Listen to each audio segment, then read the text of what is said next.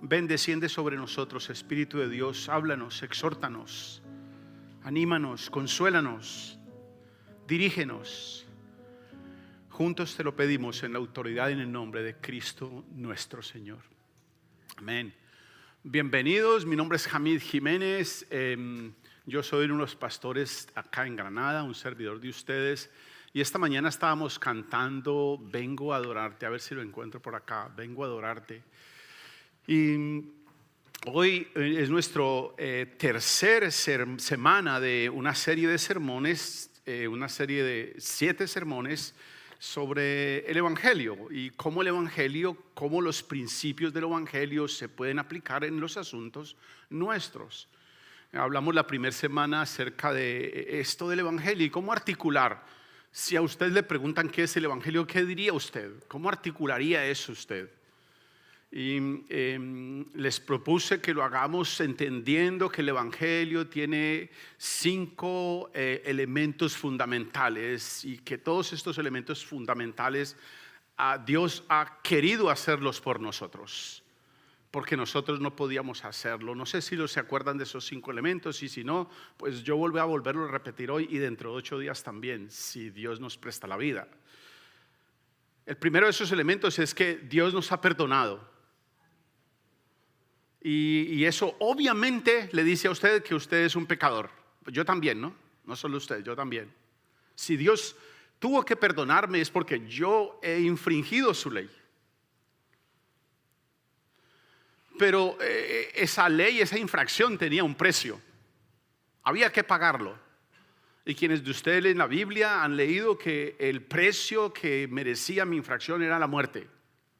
No podía yo dar 3 vueltas a la manzana de rodillas, ni subir al cerro no sé dónde de rodillas, o arrodillarme sobre maíz crudo. Todo eso que hace la gente para castigar su cuerpo y redimir sus culpas. La Escritura dice, no.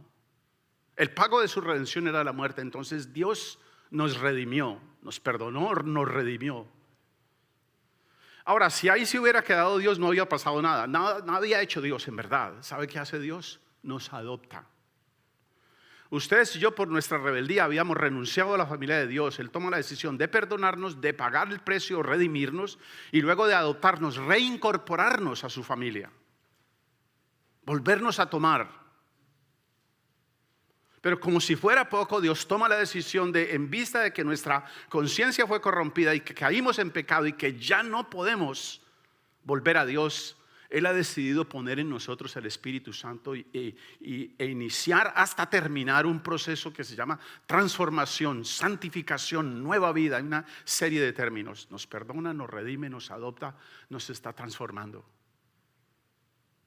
Y como si fuera poco, nos promete que al final de la historia, ustedes y yo vamos a ser restaurados en gloria con Él.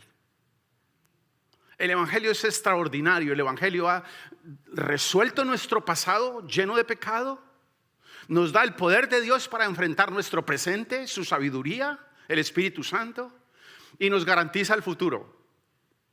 Ustedes y yo no somos como barcos a la deriva. Ustedes y yo no tenemos el peso del lastre de nuestro pecado. Él lo ha tomado sobre sí. Nos ha dado su poder y su brújula, su dirección, su instrucción para que vivamos nuestro presente. Y nos dice, a donde ustedes van a aterrizar es allá. Para allá es donde ustedes van. Nos garantiza nuestro futuro. Ustedes y yo somos la comunidad de fe, somos el pueblo más alegre de la tierra, con más esperanza, con la única verdadera esperanza.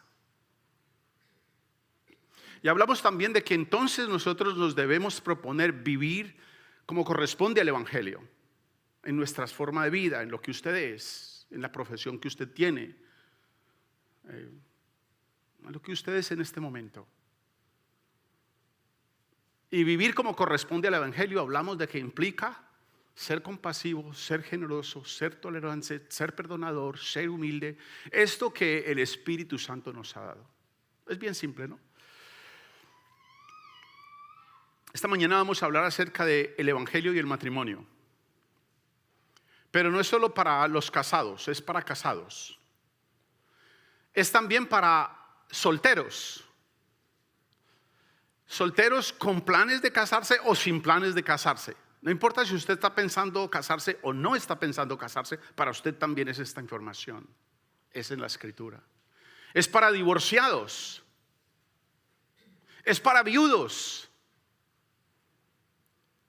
Esta información de la Escritura es para todos nosotros. ¿Cómo aplicar el Evangelio en un hogar donde no veo luz? Ya todo esto es monotonía. Qué artera, qué horror. Otra vez llegar a la casa. Voy, parqueo el carro antes de llegar a la casa en un mall y me quedo allí 40 minutos, 1 hora, 2 horas, hasta que más o menos calcule que ya se han acostado en la casa para poder llegar, porque no quiero llegar. Para ellos también es. Para todos nosotros. Esta mañana cantábamos y quiero animarlos a que pensemos en verdad. Es muy profundo lo que cantamos esta mañana. Mi súplica esta mañana mientras cantábamos era: Señor, toma nuestras palabras en serio. Luz de este mundo, entraste a tinieblas, abriste mis ojos, puedo ver. Belleza que me provoca a adorarte, te doy mi vida en canción. Escuche lo que estábamos cantando esta mañana. Vengo a adorarte. Yo no vine acá a socializar, no vine acá a que me saluden, vengo a adorarte. Es más, si no me saludan, no me voy a ir tan bravo como me he ido otros domingos. Vengo a adorarte. Vengo a postrarme. Eso cantamos esta mañana. Vengo a decir que eres mi Dios. Dios, tú eres santo. Solo tú eres digno. Escuchen lo que estábamos cantando esta mañana. Dios, tú eres todo para mí. No me importa cómo me esté tratando mi cónyuge. Perdóname por la forma como yo lo estoy tratando a él o a ella. Tú eres todo para mí. Eres mi rey y quiero exaltarte. Glorioso Padre y Señor, viniendo a esta tierra que tú creaste para mostrarnos tu amor. Nunca sabré cuánto costó, cantamos en el coro, en una cruz por mí murió. Y mi oración atrás, dándole gracias a Dios por cómo el Señor usa a nuestros hermanos y le ha dado los dones que les ha dado, era: Padre, toma muy en serio nuestras palabras. Solo tú eres digno. Tú eres nuestro Dios, tú eres nuestro Señor. Gobierna nuestras vidas. Queremos adorarte. Sobre todo en el matrimonio. Escuchen lo que dice el apóstol Pablo hablando de este asunto. Y esto, por supuesto, nos pone en un dilema interesante. Pablo era soltero. Entonces cualquiera le diría: pero si usted no sabe lo que es estar casado. Si le dijera yo a usted con quién está casado Pablo, con quién estoy casado, muy seguramente usted cambiaría el texto de la Escritura. Pero ¿saben cuál es lo interesante? Que los principios que Pablo usa para darle piso a su argumento son principios bíblicos. Entonces él puede, siendo soltero, hablar con toda propiedad de qué es el matrimonio, cómo funciona el matrimonio. Porque él está tomando los principios de la Escritura y mostrándonoslos. Mire lo que dice, acompáñeme por favor. Efesios capítulo 5, versículos 21 al 33. Es solo una porción de la Escritura, tal vez donde más amplio habla de este asunto. Dice: sométanse unos a otros por reverencia a Cristo. Y quiero hacer una salvedad. A veces las traducciones no nos ayudan mucho. A veces las traducciones, por ayudarnos, en verdad hacen más daño que ayudarnos. Si ustedes y yo quisiéramos leerlo bien, tendríamos que decir: sométanse unos a otros por reverencia a Cristo, y las esposas a sus esposos como al Señor. Y eso cambia radicalmente no solo el sentido, pero además la forma como nosotros escuchamos el texto. Porque el esposo es cabeza de su esposa, así como Cristo es cabeza y salvador de la iglesia, la cual es su cuerpo. Así como la iglesia, y otra vez, como lo debiéramos de leer, es: así como la iglesia ha sido sujetada a Cristo, ha sido tomada para Cristo. también las esposas a sus esposos en todo. Y esto otra vez nos pone en otra dimensión.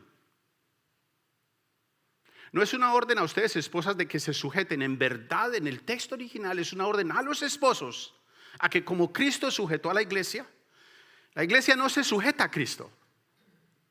Cristo sujetó la iglesia. Y lo hizo de una manera específica que el apóstol nos va a decir cómo. Igual entonces los esposos deben hacerlo. Versículo 25, esposos, amen a sus esposas así como Cristo amó a la iglesia. No puede ser más específica la escritura. Ustedes y yo como esposos tenemos un patrón de referencia. Ustedes y yo como esposos tenemos que revisar lo que nuestra cultura nos dice o lo que a usted le gusta. Y debe tomar ese patrón de referencia. Amen a sus esposas así como Cristo amó a la iglesia y se entregó por ella para hacerla santa.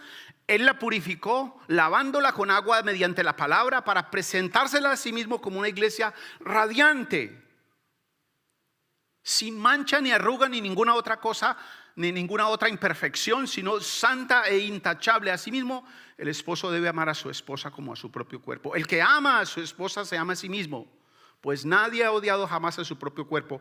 Al contrario, lo alimenta y lo cuida, así como Cristo lo hace con la iglesia.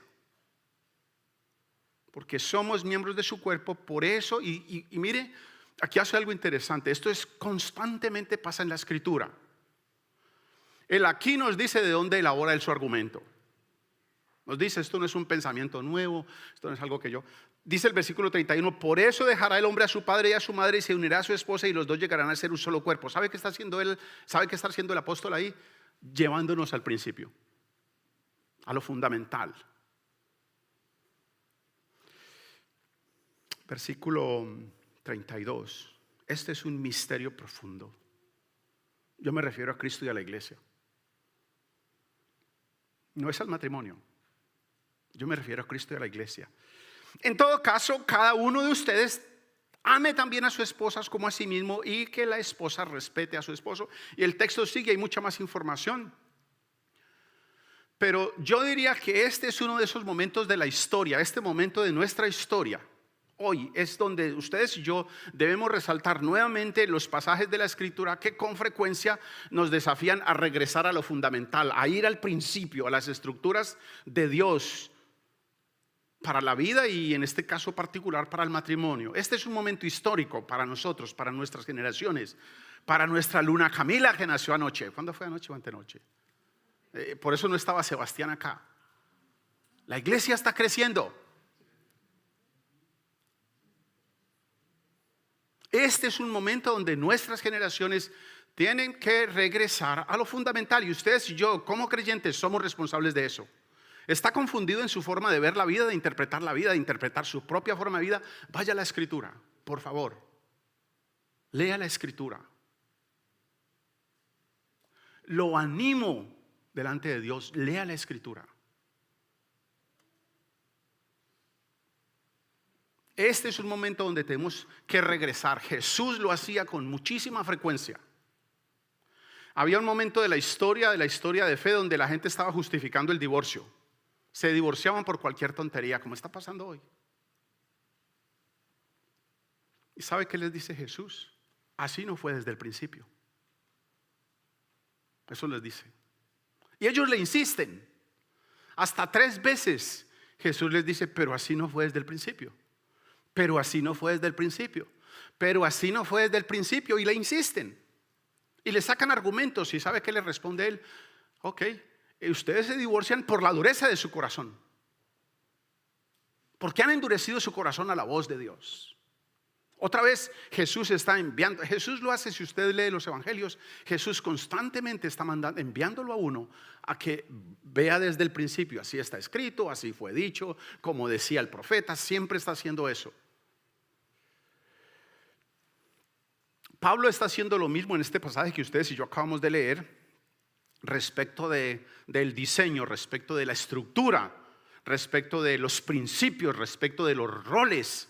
para un matrimonio gozoso, para un matrimonio de paz, para un matrimonio de éxito, para un matrimonio fructífero. Algunos de sus rostros me están diciendo, ¿y eso dónde se consigue? Ahí están los principios. El hecho de que usted no los esté usando no quiere decir que no funcionen. Funcionan. Yo soy testigo. Funcionan. Ahora, primero que tenemos que decir que la idea del matrimonio fue de Dios. La idea del matrimonio no es un asunto nuestro. Él tomó la decisión de diseñar el matrimonio y decidió que fuera entre un varón y una hembra, un hombre y una mujer. Así es como lo dice la Escritura. Ya vamos a leerlo. Dios al principio, escuchen esto, no creó otro hombre para que se comportara como una mujer.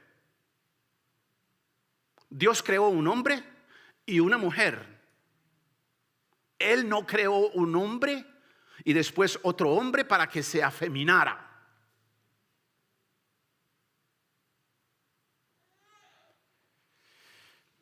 Él nos hizo iguales en esencia, pero somos distintos en forma, en función, en llamado.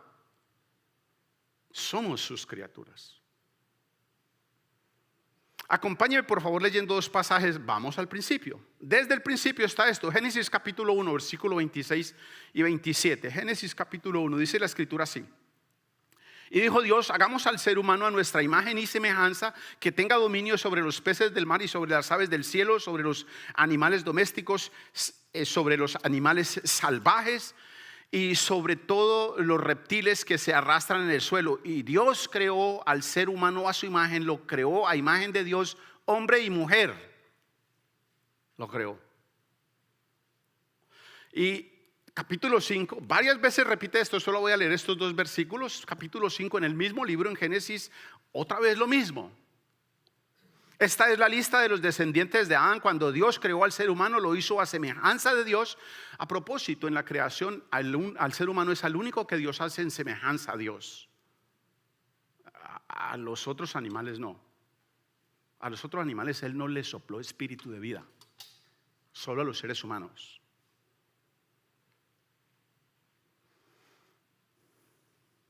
Los creó hombre y mujer, versículo 2, Génesis 5:2. Y los bendijo el día que fueron creados, los llamó seres humanos. Y allí hay un juego de palabras bien interesante, que eso sería para una conversación suya y mía, porque es un poquito más incómoda, pero es agradable, con un cafecito. Por ejemplo, ¿por qué está llamando? ¿Sabe qué dice la Escritura? Y los llamó Adán. Así dice. Pero nuestras versiones, pues para ayudarlos, hacen todo ese ejercicio que les agradezco, ¿verdad? Porque si no fuera así. Entonces Dios nos creó distinto a simple vista.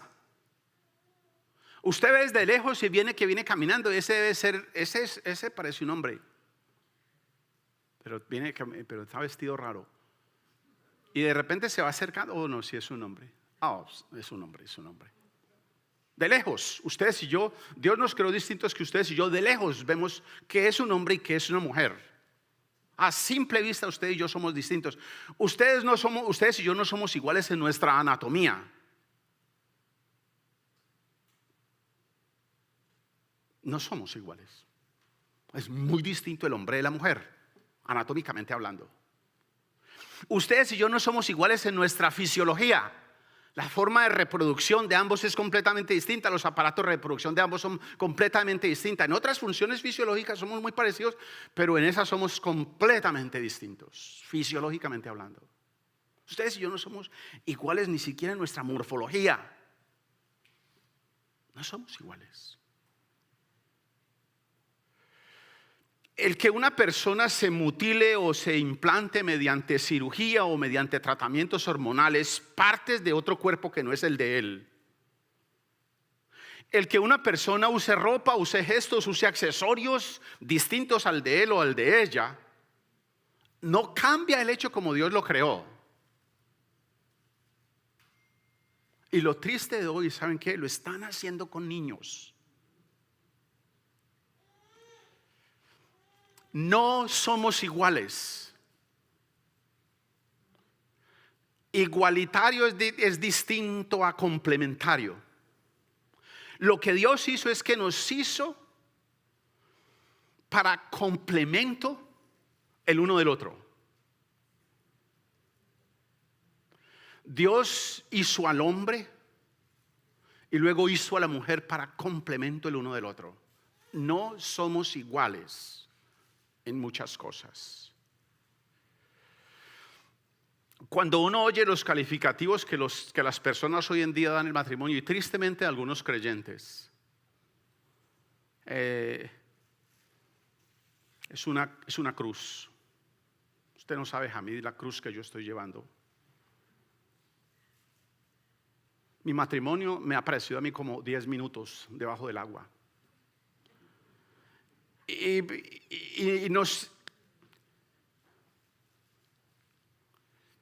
es como dormir con el enemigo. Usted se ríe porque usted sabe que eso es así. Ahora, cuando uno oye esos comentarios y otros,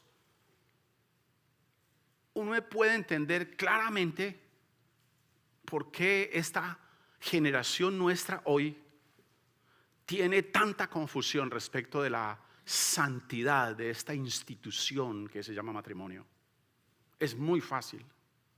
Cuando ellos a veces lo ven a uno funcionar en la casa y ver la fuente de poder y sabiduría que uno usa para resolver los problemas, es fácil entender por qué nuestra generación tiene tanta confusión en esta área en particular.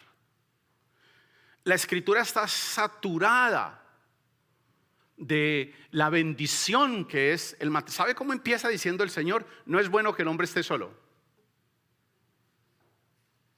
No es bueno. Puede ser que Dios le dé el don a usted, pero no es bueno.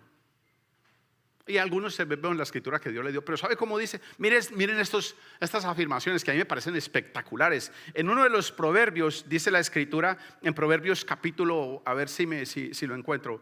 ¿Dónde lo tengo? Proverbios capítulo 9 versículo 14 dice: regalo de Dios es la mujer prudente. Y en otro proverbio, en el capítulo 18, en el versículo 22 dice: el que haya esposa, mire lo que dice la escritura, halla el bien y alcanza la benevolencia del Señor. Qué hermoso. Pero cuando uno oye ciertos esposos hablar de sus esposas, a uno tiene que tomar una decisión. O Dios se equivocó y nos mintió, o en verdad nosotros no estamos llevando nuestro matrimonio dentro de las estructuras de Dios. Algo tiene que estar pasando, una de las dos. Y créame, por lo que yo sé de Dios, usted es el que está equivocado.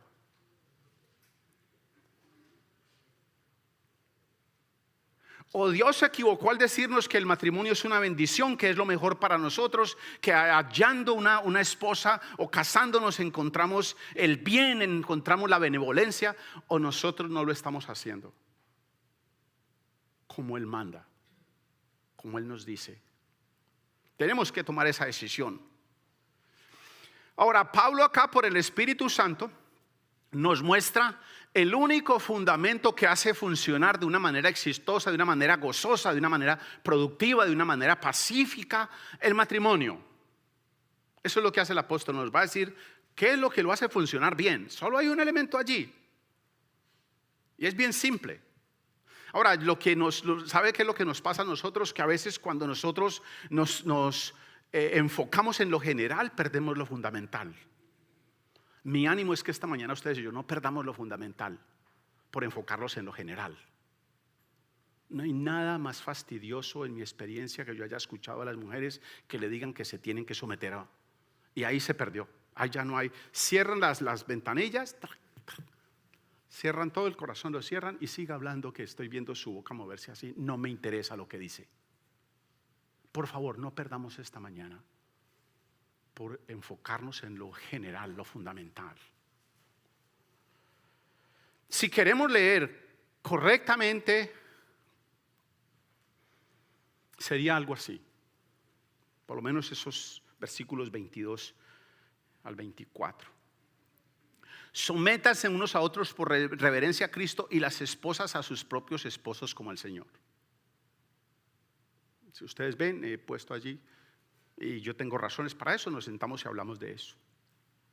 Porque el esposo es cabeza de su esposa, así como Cristo es cabeza y salvador de la iglesia, la cual es su cuerpo. Así como la iglesia ha sido sujetada a Cristo, también las esposas deben serlo a sus esposos en todo. ¿Si ven que cambia la dinámica? No es una orden a las esposas de que se sometan a los esposos y el argumento está ahí, estamos yendo.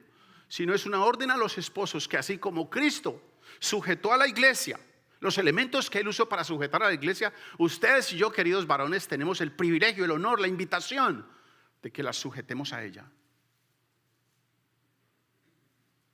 Dios hace un llamado a nosotros a que la sujetemos de la manera que Él lo ha hecho. Y créanme, yo el primero hemos fallado. Yo no he sabido ser compasivo con la esposa que Dios me dio. Yo no he sabido ser generoso con la esposa que Dios me dio. Yo no he sabido ser atento con la esposa como Él me pide.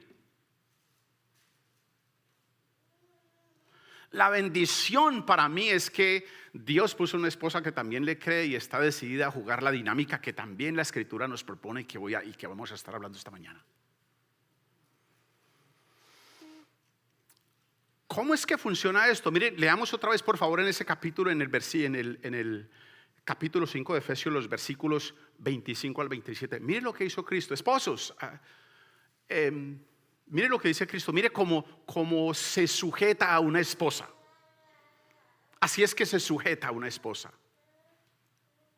Versículo 25 al 27 dice la Escritura: esposos, amen a sus esposas, así como Cristo amó a la iglesia y se entregó por ella para hacerla santa. Él la purificó, no la criticó. Lavándola, Él no la ensuciaba con agua mediante la palabra, para presentársela a sí mismo como una iglesia radiante. Qué linda que estás. Sin mancha. Es que ese mal genio suyo, esa cantaleta suya. Sin mancha, ni arruga. ¿Cómo me veo? Estás espectacular. Ni ninguna otra imperfección, sino santa e intachable. Es bien clara la Escritura. Cuando yo le digo a las esposas, ¿qué haría usted si un esposo la trata de esa manera? Me rendiría, me tendría comiendo de la mano. Son palabras que me han dicho.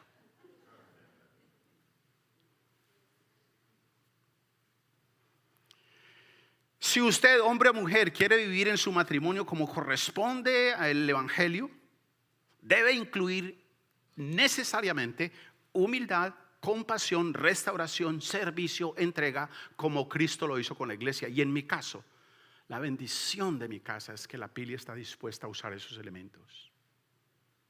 Si la Pili no hubiera estado dispuesta a ser humilde, a ser compasiva, a perdonarme, a amarme, les garantizo que seguramente habíamos terminado esto bien temprano.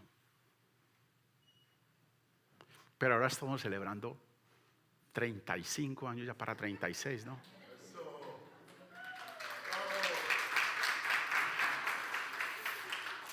Ayúdenos por favor a buscar destinos de celebración. Estamos quedándonos cortos.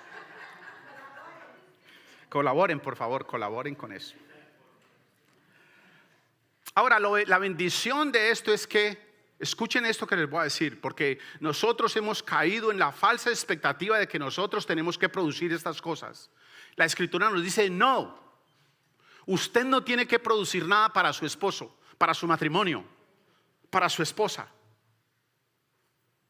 Si alguien le dice: uy, tan bueno que es usted, no se vaya con el pecho así levantado. Incline su cabeza y diga: gracias a Dios, porque según lo que dice la Escritura, todo don perfecto y toda buena dádiva desciende de lo alto, del Padre de las luces, en el cual no hay mudanza ni sombra de variación. Si usted tiene algo bueno que su esposa o que su esposo le subraye, no es suyo, se lo dio el Señor. Pero además, si usted quiere usar todos esos elementos que la Escritura nos dice para hacer que su matrimonio funcione bien, usted no tiene que producirlos, no los venden en ninguna parte. No hay disciplina espiritual a través de la cual usted lo consiga. No hay forma. ¿Sabe qué dice la Escritura? Nos fueron dados por el Espíritu Santo. Usted los tiene. El hecho de que usted no los esté usando no quiere decir que no. Usted los tiene en usted. Usted tiene amor, usted tiene gozo, usted tiene paz. Usted tiene, ¿qué más? Paciencia, bondad, benignidad, fe, mansedumbre, templanza. Usted tiene eso en su corazón. Así que usted y yo no tenemos que producirlo. Eso ha sido dado de lo alto. Cuidado con usted estar pensando que usted lo tiene. No se robe esa gloria. Él se la dieron a usted. Pero lo tiene. Lo interesante acá es que todo el enfoque para la claridad, para la eficiencia, para el éxito, para el gozo, para la paz en el matrimonio es Cristo Jesús, es el Evangelio. Todo el enfoque, lo que la Escritura nos dice es: mírenlo a Él, imítenlo a Él. Cuidado, se está mirando a usted mismo, porque usted rápido se va a fastidiar del otro. Usted rápido se va a cansar del otro. Ni se mire a usted mismo ni mire al otro. Miren los dos a Cristo. Y en mi experiencia quiero decirles algo, muchachos: si uno de los dos lo mira, las probabilidades de éxito son altas. Pero si los dos lo miran, oh wow, les garantizo por experiencia propia, en 36 años ya casi, se convierte en un matrimonio gozoso, incluso en los momentos de mayor dificultad o tentación o prueba. Se convierte en un matrimonio gozoso. No que no haya dificultad, que no haya.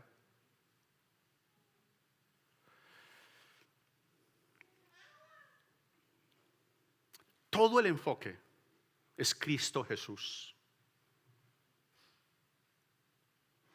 Cuando Él les dice a ustedes, mujeres, que se sujeten, es porque Él se sujetó. Él se sujetó al Padre. Cuando Él nos dice a nosotros, varones, que las amemos, es porque Él amó, Él nos amó a nosotros. Él no nos está inventando acá una historia para que ustedes y yo la hagamos y veamos cómo nos resolvamos. No. Él lo hizo primero, Él se sujetó al Padre. No porque el Padre fuera mayor, sino porque quería hacer una función y fue invitado a hacer una función distinta. No se trata de jerarquía. Mucho cuidado. La sujeción de Cristo al Padre no se trata de jerarquía. ¿Sabe cómo lo dice Él en la Escritura? El Padre y yo uno somos. El que ha visto al Padre me ha visto a mí. Y hay muchos más versículos donde Él habla de la singularidad de Él con el Padre. El Evangelio es la expresión sublime de amor, es la expresión sublime de sujeción. La obra del Evangelio es eso, es el Cristo sujeto al Padre expresándonos todo su amor.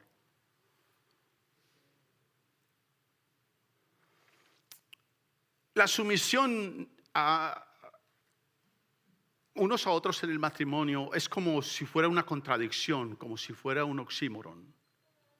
Porque para nosotros la sumisión es a alguien de mayor rango. Yo me someto a mi jefe o yo me someto a... Entonces, cuando a una mujer que es hecha igual le dicen que se tiene que someter al marido en los términos humanos, eso es rarísimo. Pero en verdad lo que la Escritura nos está diciendo es que tanto ella como él se sometan a Cristo.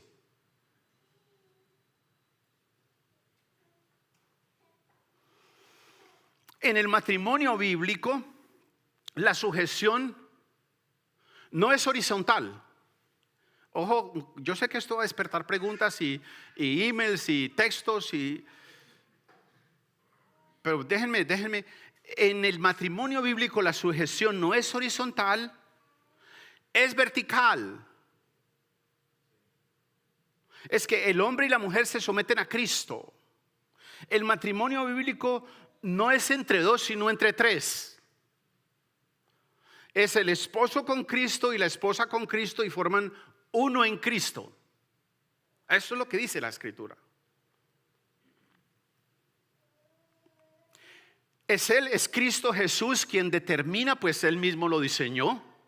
Él determina el qué es el matrimonio, el cómo es el matrimonio, el con quién me debo casar.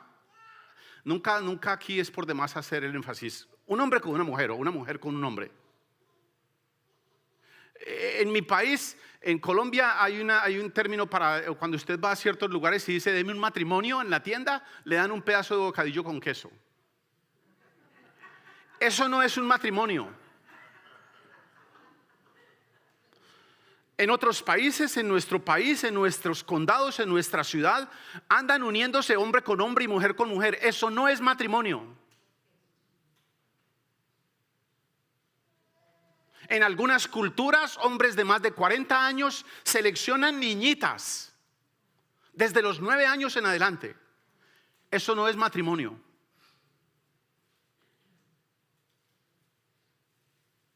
Nunca será suficiente volver a repetir lo que la Escritura nos dice. Él lo diseñó y Él dice el qué, el cómo, el con quién, el por qué.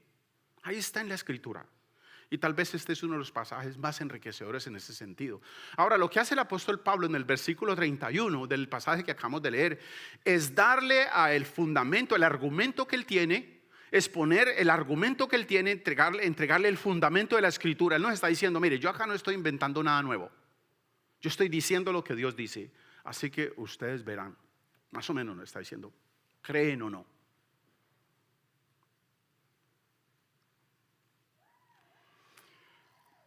El apóstol cita la enseñanza de la Escritura como la autoridad de su argumento. No es un pensamiento nuevo, ni una filosofía nueva que le pareció, ni es que la cultura está cambiando, muchachos, tenemos que ser pluralistas, tenemos que ser tolerantes. ¿Cuál es el problema? Pues el problema es que no estamos poniendo un fundamento correcto. Y si usted no pone un fundamento correcto, se va a hundir el edificio. Si Dios diseñó el matrimonio, según leímos, es urgente que ustedes y yo averigüemos cómo dice Dios que funciona. Y procuren hacerlo de esa manera, o procuremos hacerlo de esa manera. Es entre un hombre y una mujer. Nunca va a ser suficiente repetir eso, tenemos que seguirlo repitiendo, sobre todo en este momento histórico. Eso tenemos que publicarlo en las redes. ¿Qué es lo que Dios dice? El matrimonio es por fe. El matrimonio es en sujeción a Dios. Es interesante cuando le pregunto a la mayoría de parejas que estoy aconsejando para matrimonio o que ya están casadas, ¿cuál fue la razón de su matrimonio? ¿Por qué razón se casaron? Las respuestas son tan distintas como colores de ropa hay. No, es que estoy enamorado. Nos amamos. Yo creo que esta es la persona para mi vida, porque no me veo peleando con ella. No me veo peleando con él. Y me hacen los ojos así, que hasta me convencen. Nos amamos. Tengo más de 30. Ya me está dejando el tren. En verdad, esas son respuestas que me han dado por las que se casaron. Quiero tener hijos. Quiero tener familia. Quiero ser feliz. Quiero alejarme de mis padres. Estas son respuestas que yo en los pasados 43 años de ministerio he escuchado y sigo escuchando. Es más, pregúntese usted mismo, ¿cuál fue la razón por la que usted se casó? Y verá que usted va a encontrar una de esas. Es que este es mi príncipe azul y mi princesa. ¿Qué será la princesa? Morada. Es que este era, o esta era. ¿Cuál es la razón por la que usted se casó? Averigüe cuál fue la razón por la que usted se casó. Ahora, es bueno para todos saber cuál es la razón fundamental del matrimonio. Hay solo una. Las demás son añadiduras. Hay solo una razón fundamental por la que usted se haya casado. La Pili y yo nos casamos a los, creo que 74, 78 días de habernos visto. Y si usted y yo somos honestos, en 78 días uno no conoce a otra persona. ni mucho menos se va a enamorar de otra persona. Así que lo que yo tengo delante mío en mi casa es una mujer valiente, arriesgada, con fe, que tomó la decisión de... Y hemos ido aprendiendo a través del curso de estos 35 y algo de años de matrimonio que el amor se construye, el amor se genera, el amor se cultiva. El amor es un ejemplo, el amor no es de ella y mío, el amor es de Él y Él nos enseña a amarnos. Nosotros estamos aprendiendo en todo este proceso a amarnos como Él nos ama. Eso incluye, yo tengo que perdonarla a ella y ella tiene que perdonarme 10 veces más a mí. Yo debo servirla a ella como Él me sirve a mí y yo en eso soy pésimo. ¿Cuál fue la razón por la que usted se casó?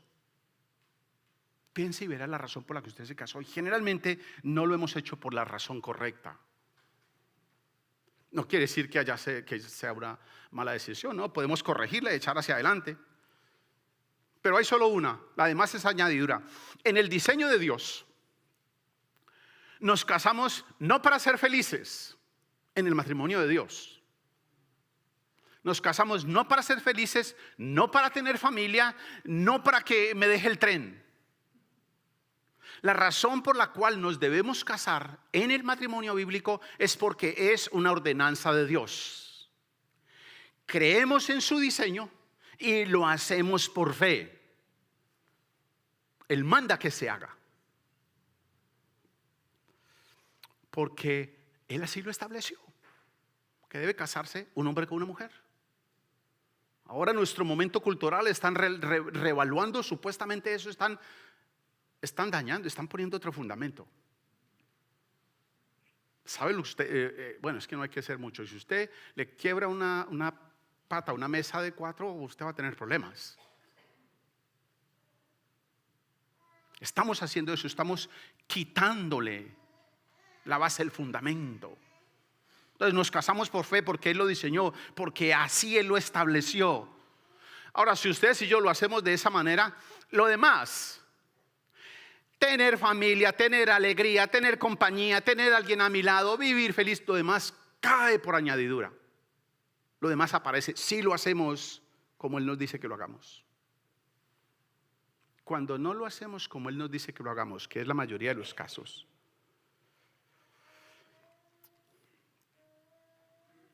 tendremos caos. Si lo hacemos por la razón correcta, vamos a tener un matrimonio que experimenta el gozo aún en medio de las dificultades más horribles o de las situaciones más complicadas, más desconsoladoras. Si lo hacemos de la manera correcta, por lo que Él dice. La crisis, vamos a enfrentar la crisis. Tenemos argumentos, tenemos dirección, tenemos sabiduría de Él, sabiduría ofrecida, sabiduría que no es nuestra, para enfrentar lo que está pasando alrededor. Vamos a estar más dispuestos a buscar la felicidad del otro en vez de buscar la felicidad mía, si lo hacemos de la manera correcta, como Él nos dice, si seguimos ese modelo. Ahora, si no seguimos ese modelo, muy seguramente usted está solo aguantando ahí. Está llegando usted a la casa. ¿Cómo está? Bien. ¿Cómo ha sido su vida? Bien. Vivía no sé dónde y me casé. Si no lo estamos haciendo de la manera correcta, usted seguramente está aguantando o está teniendo un infierno en su casa por no creer.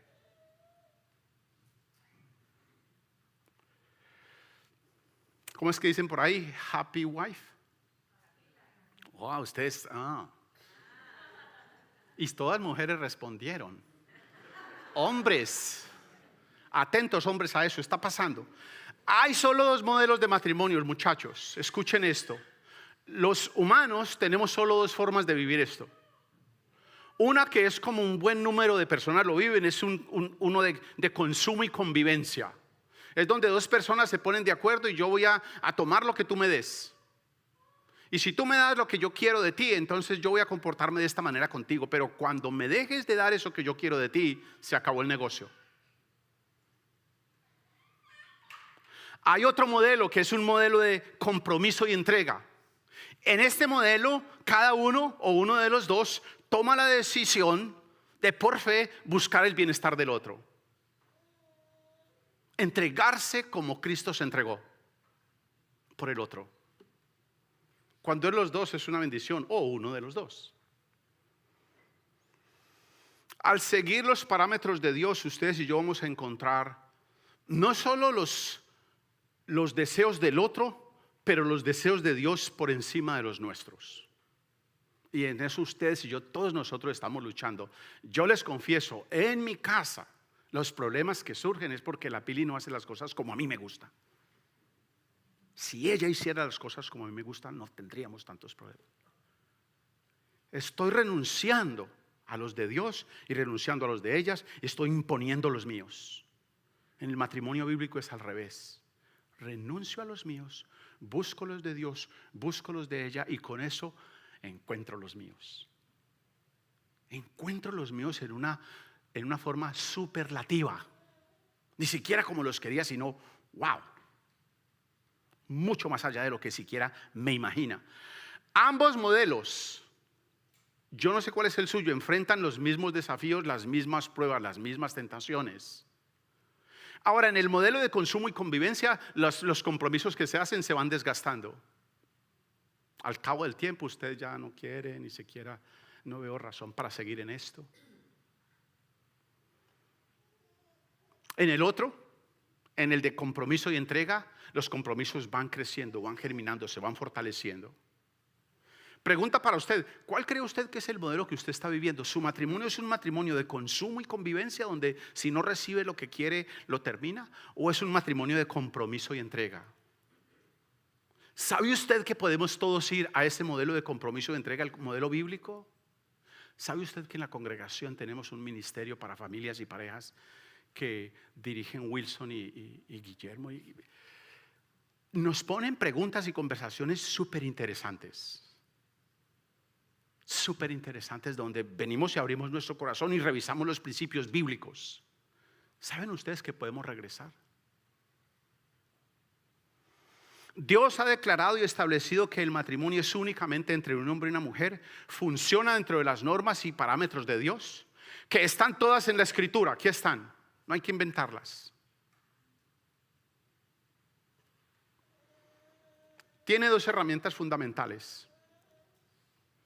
La primera es la compasión, que usted esté dispuesto a perdonar. Y la segunda es la humildad, que usted esté dispuesto a pedir perdón. Si usted usa esas dos herramientas como norma de vida en su casa, las posibilidades que su matrimonio tiene son inmensas, o que su matrimonio va a tener cuando usted se case. O si su matrimonio está enredado en este momento, se va a desenredar. O si usted está divorciado o viudo, usted va a disfrutar mucho más su condición. Miren el consejo de Pedro, el único apóstol de que tenemos evidencia de que estaba casado. Primera de Pedro capítulo 3, versículo 1 y versículo 7 al 9. Vean, todo el capítulo es muy bueno. Dice: asimismo, esposas, sométanse a sus esposos de modo que si alguno de ellos no cree en la palabra, pueda ser ganado por, y yo diría que en vez de esa palabra comportamiento, pongámosle por la fe de ustedes, más que por sus palabras. Y le dice, se dirige luego a los esposos: de igual manera, ustedes esposos sean compasivos, escuchen las actitudes que espera de nosotros. Ninguna de ellas las tenemos, Dios no las ha dado. Esposos, sean compasivos, trátenlas como vasos frágiles. Ambos son herederos del grato don de la vida. Así nada estorbará las oraciones de ustedes. En fin, vivan en armonía los unos con los otros. Compartan penas y alegrías. Practiquen el amor fraternal. Sean compasivos y humildes. No devuelvan mal por mal ni insulto por insulto. Más bien, bendigan. Porque para esto fueron llamados, para heredar bendición. En el matrimonio no son dos, sino que se vuelven uno, que van a Cristo. Por eso habla de vivir en armonía, de vivir en unidad del Espíritu. Estar casado exige eso, humildad. Estar casado exige compasión. Tristemente, la mayoría de veces que alguien se acerca a mi oficina para hablar de lo que está pasando en su matrimonio, tristemente casi siempre es hablarme de que el otro es el que hace las cosas mal. Eso no existe. Ambos somos pecadores, ambos hacemos las cosas mal. No es posible que uno solo sea el que hace las cosas mal cuando los dos son pecadores. Vivir casados implica esta inmensa devoción por la compasión y la humildad, disposición a la compasión y la humildad.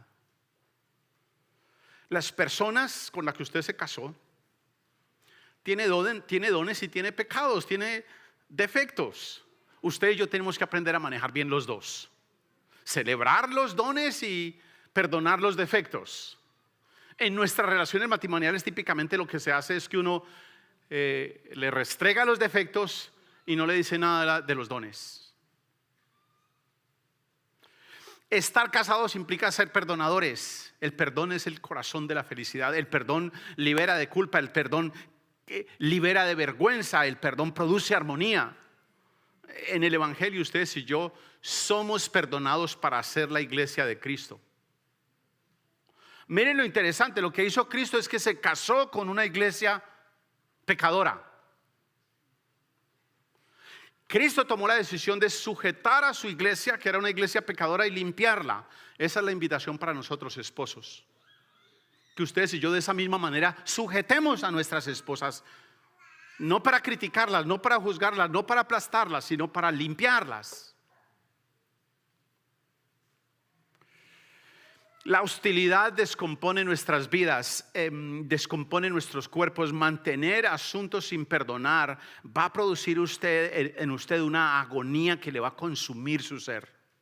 Y va a llegar un momento donde usted ni sabe por qué no lo soporta o por qué no la soporta. No devuelva mal por mal, nos dice el apóstol.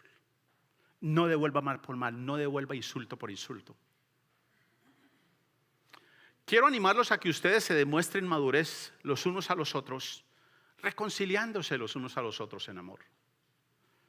Somos ustedes y yo ejemplo para las personas que nos están viendo alrededor.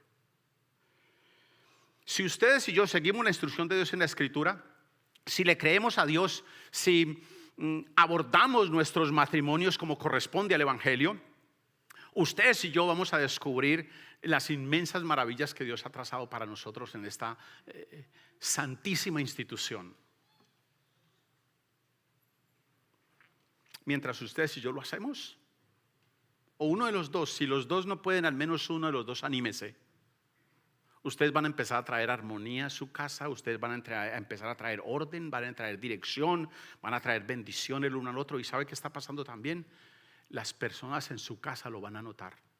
Si usted tiene hijos, si usted tiene otras familias en su casa, van a empezar a notar, oh, esta pareja vive distinto. No es perfecta la cosa, pero viven distinto. Quiero animarlo a que ustedes y yo nos propongamos vivir como corresponde el Evangelio en nuestro matrimonio. Es un desafío, según dice la Escritura, es para el resto de la vida. Queridos hermanos, no devuelvan mal por mal, dice la Escritura. No devuelvan insulto por insulto. Oremos. Señor, gracias por esta mañana, gracias por tu misericordia y por tu perdón. Gracias porque en tu santidad nos has permitido ver la dirección en la que nuestras vidas deben avanzar. Te confesamos que nos hemos descuidado, de hecho hemos despreciado, hemos minimizado lo que tú nos dices, hemos intentado a nuestra manera y hemos visto el resultado. Suplicamos que nos permitas regresar a ti.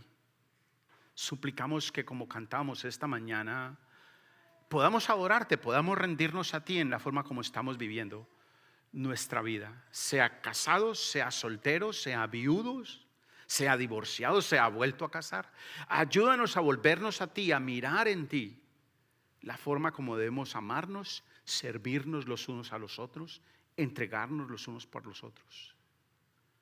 Ayúdanos a rendirnos a ti, te lo suplicamos, Señor, porque rindiéndonos a ti estaremos empeñados en buscar la felicidad del otro.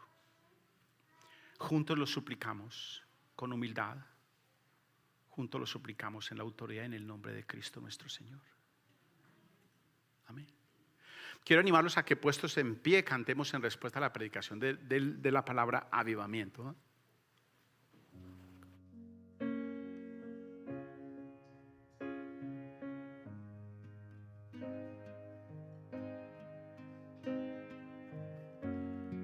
Tu paz como un río fluye en mi ser.